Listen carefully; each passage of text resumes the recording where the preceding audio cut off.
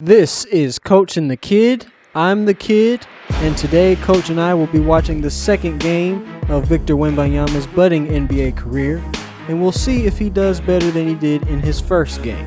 So, Coach, cue the video. No, not gonna cue the video yet. Not gonna cue the. First of all, you the opening man. You supposed to tell people like, subscribe. That's your job.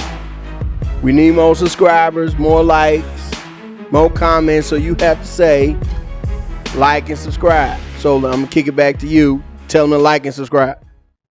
Like and subscribe to our video. Thank you. They not video. Well, I guess this is videos, but we do a podcast too.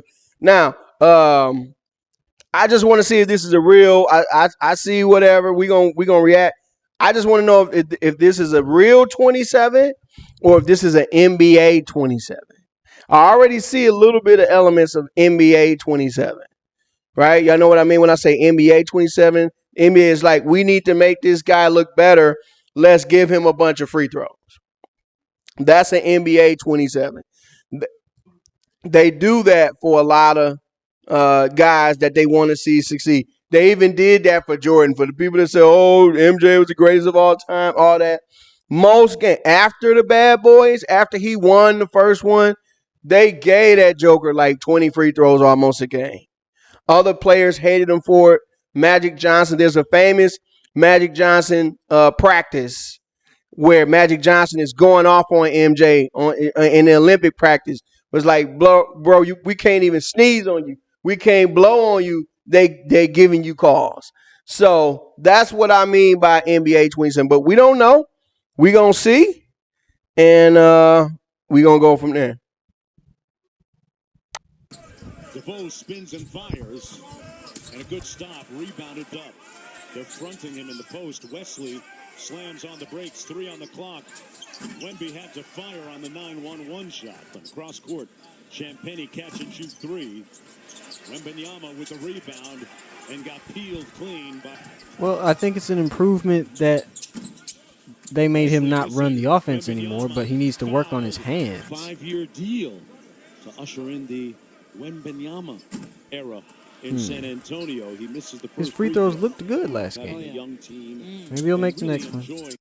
Well, Superb and like joy. Wembanyama with the midi knocks it home. All right, that shot looked good. He got square. Portland with the lead. That's the same kind of shot that he hit in that practice. Nobody there, nobody on him. Mid-range, he hit that. So let's see if that's consistent throughout the game. Talked in transition about the strides he takes in the ground. I don't know how you're going to shoot over the guy. Like, that's the one thing he's got going for him consistently. You are not going to get past them long arms. In place of Scoot Henderson, who's up with him. Wembanyama on the wing. Still trying to go off the dribble. You made it that time. Look, That shot had no reason to go in. Look at his handle. Like, you remember when I used to work with you, and I'm telling you, you got to be able to catch the ball right. The ball was behind him. That was luck right there. Okay, I want to see more of that. I want to see more of that. You 8'9", bro. Just, you know what I'm saying? If you got any type of athleticism, a 12-inch vert. Thank you. 12-inch vert. You should be able to do that. point lead. Wembanyama with the left draws the foul. He makes people that foul look like they're trying to sucker punch him. It was out there. Because he weak. But we're gonna see some different He's so weak. One little, you know what I'm saying, bump and he goes flying. It's a car accident every time. These are also, see, a little bit of NBA. These are also, he's got to work on his shot selection. These are terrible shots. They have a good half. Right? I'm not an analytics guy by any stretch of the imagination, but I know a bad shot. Taking a long mid-range off the dribble, stepping back with guys in your face is not the kind of shots that you want to live by. We're not going to talk about that turnover that happened. What's to talk about? He turns the ball over a lot. It's nothing to talk about. we know that. We're looking for the improving things. We're not going to keep talking about the bad things unless they just really, really bad. But You know, we're trying to see the good. He missed the pass there. Bro, how is he 9 for 14? That's how. Don't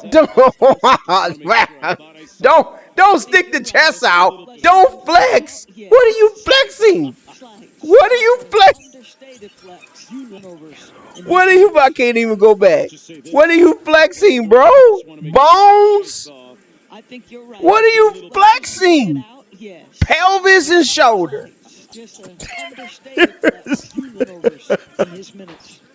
Let's just say this. We know a lot of people came here expecting to watch Scoot. Oh my Lord! Wait a minute, man. Wait, did he make a three? No. See. Like I said, NBA 27. They said he's 2 for 4 from 3. No, he wasn't. He's missed 3 of them already. But because they giving him calls, right? Nobody can affect his shot. So why they calling fouls on him, right? Because it doesn't count. Right? So the way to get your field goal percentage up, there's no way he was 9 for 14. We got to go back and count. This could just be a lie. When you get fouled while you're shooting, it doesn't count. So that's how you're able to shoot a higher percentage, man. We're going to see. I think that was a 3 there. First one we've seen him make all preseason. How many There's the touch. A fortuitous bounce to get ready to come in. Yeah, so he had post-up position. Did he travel carry? What happened here? It was 5 seconds. It's only supposed to be 3 seconds. It was 5. Little in and out. That's going to be an offensive foul. Well played. Okay. Guy every day, but wait, was he set though? What the hell? Wait a minute. We've seen these guys do What's in his mouth? It looks so weird. Inside it? Oh, okay. I'm like, that's dangerous. You're going to choke. Flashes into the mid-post. Nice looking turnaround. Jumpers from 10 feet away to make them. With the sweep through block. Trying to put some game pressure on. Trying to prevent a score. Little pitch back from Barlow. Okay, you got to make this. There you go. Sharp. Let's see what he do. He wanted it back.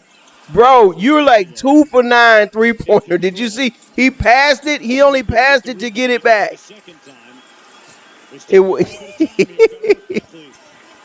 What? What is happening? What? What? 1, 2, 3, 4, 5, 6, 7, 8. Who do we appreciate?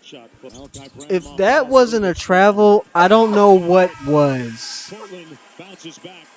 Okay. All right. I'm gonna let you go first, man. You go first, man. So, first of all, they lost the game, despite him doing all of this, despite the free throws, despite all of that. I don't know how an NBA player can be so bad at passing basic passes. Like, even the centers, you're not expecting them to run the offense unless your name is Nikola Jokic. But even then, he's not always running up the court and dropping the ball as he's dribbling and throwing it to the referees on a fast break. These are basic passes. We're going to see some of them as we look at the replay again, and I'll just point them out. It's not about passes, kids. It has nothing to do with passes. First of all, I'm counting the shots because I don't believe he was 9 for 14. It's fundamentals, period. What you're talking about is fundamental, right? When you go to the YMCA or the PAL League and you start off at 5, 6, 7 years old, as all of the American players do, they teach you the fundamentals at an early age. passing the ball while running is one of the most fundamental basketball skills that you can have. And he can't do that. We've seen it over and over. For you guys are saying, oh, man, it was the first game. Whatever. No, dude, we saw the same thing when, they showed him playing in France, and we saw it in the first game. You look for consistent stuff. He doesn't have good hands. And when you don't have good hands, it translates to everything, to shooting, which he's not good at, catching the ball. Like before you can shoot, you got to catch, right? You have to catch the ball. You got to set your hands on the basketball the right way. Your hands got to be on the threads the right way. All of this is happening in milliseconds. So a dude, you get a pass from Chris Paul or LeBron or somebody like that, you got to catch and shoot. You know what I'm saying? You can't do that if you have bad hands. So that's what you're, describing. It's just basic fundamental stuff like there. He was late with the ball, right? He should have passed the ball a lot sooner. Okay, then we go to the free throw line. He could have scored even more. He missed free throws. So again, I'm just going back to what people told me. Greatest prospect of all time. The greatest prospect of all time would not be missing consistently running bounce passes, right? Wouldn't be turning the ball over as much as that's all him. Like he missed my man in the corner and shot that terrible floater that he shoots. That was a bad basketball play. Was that a flex doors? I just want to make So that's IQ stuff. We're not even talking about that. We're just talking about the hands. Then you're going to flex. Okay. All right. I still don't think he shot 9 for 14. Let's just say this. Well, I mean, they've got it in text right there, but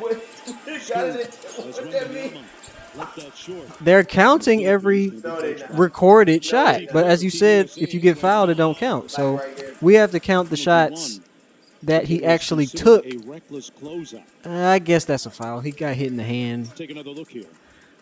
Nobody can affect his shot, dude. He's 8'11". Nobody can affect his shot. He's got a 10-foot probably stand. You see what I'm talking about? If you want any indication that a dude can't shoot, watch this free throw. Watch the next one. Pop. He killed that rim. You don't shoot free throws like that when you're in the NBA. There's absolutely no way.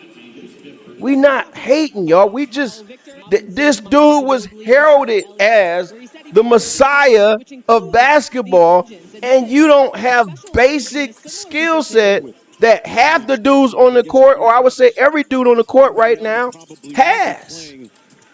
We don't even know these dudes, but they got better hands. They better free throw shooters. You know, they're better at the fundamentals. We know who Champagne is. I'm just saying, we didn't know before the Summer League. You didn't know who he was before the Summer League. So I'm just saying, for them to be hyping up this guy when they're not hyping up others, that's 19 seconds. It's only supposed to be 3 seconds. Let's count. That's one of the ones I wanted to go back to. This is what I mean by talk about fundamentals. Okay, here we go. 1, 2, 3, 4. Okay, and that was a slow count. He should have passed the ball there, right? My man is open in the corner for the cut. Still open. No. I'm going to get my own. That's a charge. Okay. Man, that looks weird. Oh, that's the Band-Aid. It looked like his mouth is swollen. Seen these guys do it a couple times. 7 for 11. I have not seen it. Maybe it's some stuff they didn't show. He doesn't move anybody. That's what we saw in France. Okay? For those of y'all who talking on Czech Republic, I'm talking about what Charles Barkley said. Okay? Obviously, he played different people. But he's not strong enough to move people. That's going to mess up your shot.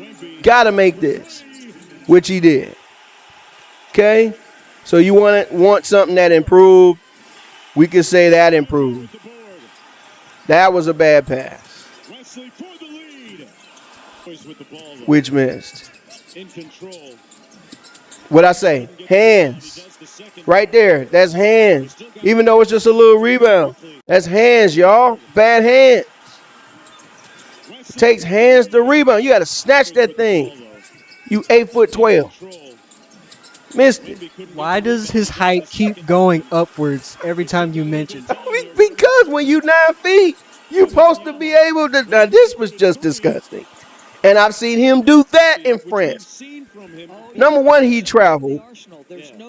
Number two, that's a disgusting shot. Okay?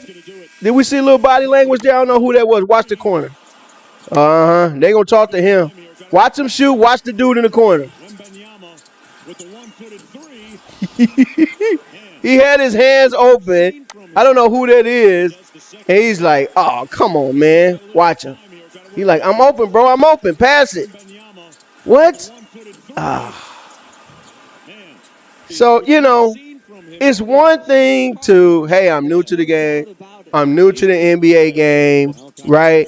What did he say last time, man? I didn't even know what I was doing, which is not a good thing to say. You can say that. You can do that. But then when the game starts, don't act like you the man, like you do know what's going on, like you do know how to run off. Like, do the opposite. Like we just, which we're going to cover today. We just got through watching Asar Thompson. And what did you say about Asar Thompson? 5-year deal to usher in the. You said he don't shoot enough. Yeah, in the first half, he was very passive. And what I told you was he's doing that on purpose. Right? He's trying to learn the team. Asar is better than this guy right here by a mile. But he's like, okay, I don't know who these guys are. Let me adjust. And he's still filling up the stat line. Still, you know what I'm saying? It's not that he's not capable of putting up 20 shots. He's like trying to learn. This guy, his own words, hey, I don't know what's going on. I don't, I need to learn the players, whatever. But your body language and your player language is not saying that.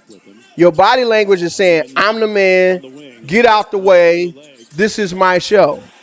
And if that's the attitude that he's going to have, not only is he going to bust on the court, but he's going to bust in the locker room, which is going to affect him on the court even more. There's nothing NBA players, veteran players, hate more than a cocky kid, period, but especially a cocky kid that can't play. They hated on LeBron in Cleveland before he even got there. Right? Oh, we don't need that kid, Carlos Boozer. We don't need that guy. Right? So what did LeBron do? Do you remember what LeBron did his first play? What did he do? It was an alley-oop. To who? I don't know. Ricky Davis, who was the top scorer. I'm not going to say the top player. Top scorer on the team at the time. So LeBron being LeBron, his 18-year-old self, he knows he's the best player on that team, especially that terrible Cleveland team. What does he do? Let me not try to come in here acting like the man. Let me not do that. My first play as a basketball player, I'm going to throw it to the best player on the team. That makes guys like you. Oh, yeah. Oh, I can play with this kid. Right? And then over time, they trust you more. That's what Asar Thompson is doing. That's what a great player would do. Even when Brian went to Miami, it was Wade's team. Part of the reason why they lost was because LeBron was deferring too much. And people were saying in the fourth quarter, or, LeBron could only play 3 quarters. Don't ask LeBron for change for $1. He only going to give you 3 quarters back. They were saying all this kind of stuff online. What people didn't realize is some of that, even though some of that was true. I believe that. But overall for that whole season, LeBron was deferring to Wade because Wade had won a championship already. And he's like, this is not my team. Right? So after the loss to Dallas, so you got to know your basketball to know this stuff. After they lost to Dallas, Wade comes out publicly during a press conference and says, it's LeBron's team now. It's his team. Okay? Now, whether that came from Wade whether that came from the organization or whatever, you know what I'm saying? That needed to be said. So what happened? LeBron came back tougher next year, and we all know what happened next. I'm just trying to tell you about the ins and outs, the stuff that's not on the stat sheet. This guy doing what he's doing, stinking up the joint, not passing the ball, making bad plays. It doesn't matter what he scored. Like you said, they lost. That's not going to endear him to his teammates. So, was this performance better? A little. I'm not that much more impressed, if anything. I still see the same issues, right? But, he scored some more points, whatever. But he's got to improve a ton. One thing I don't understand is people in America, including NBA players, say that European players study more in the fundamentals. They're more fundamentally sound. So how is it that this player is so bad at the basics, and he's been playing for years? Like he had on a Spurs jersey when he was 10 years old. They was already plotting. Exactly. First of all, son, you got to understand that a lot of stuff is just propaganda. They tell the players to say this, right? Hey, we want to hype up the European aspect. Obviously, the NBA would like to make a push out there. So most of it is propaganda. Some guys legitimately think that FIBA and the EuroLeague is better than the NBA, and they're wrong.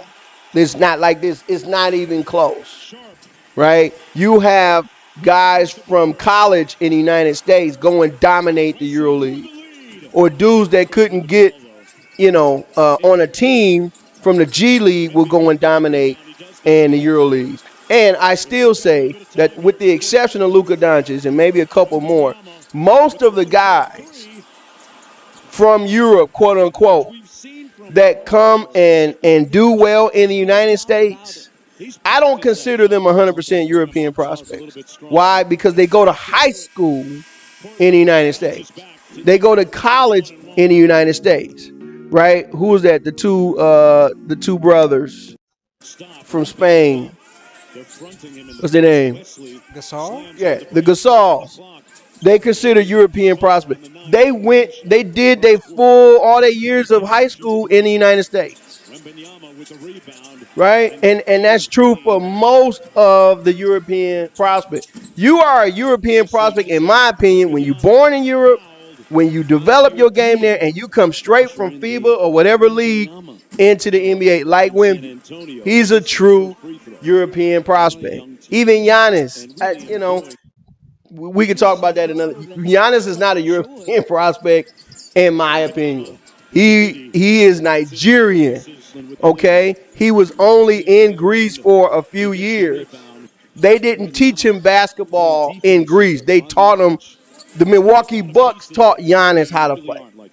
Just keeping it real. He was not doing those things, in Greece. He just had incredible, athleticism and everything. It was easy to translate. That's just my opinion. You don't have to agree with that. But very few guys like Luka. I don't even know where Jokic might have been like a true European prospect. I need to go back and look at other hyped up guys like Jan Vesely. Killian. What happened with Killian Hayes? He came from France. No, but we looked at Killian Hayes was living in Florida. Yeah, he was living in Florida, and I just don't think he played high school ball, or it was something weird because his dad is not French. His dad is American, right? Bottom line is, even if he came from France or whatever, we know that Killian Hayes did not understand the basics of basketball and probably still he was terrible. Right? So we need to stop telling this lie, man. We want players from everywhere. We love the league. We want them to come from it, but don't lie. Don't say they know the fundamentals better over there. No, they don't.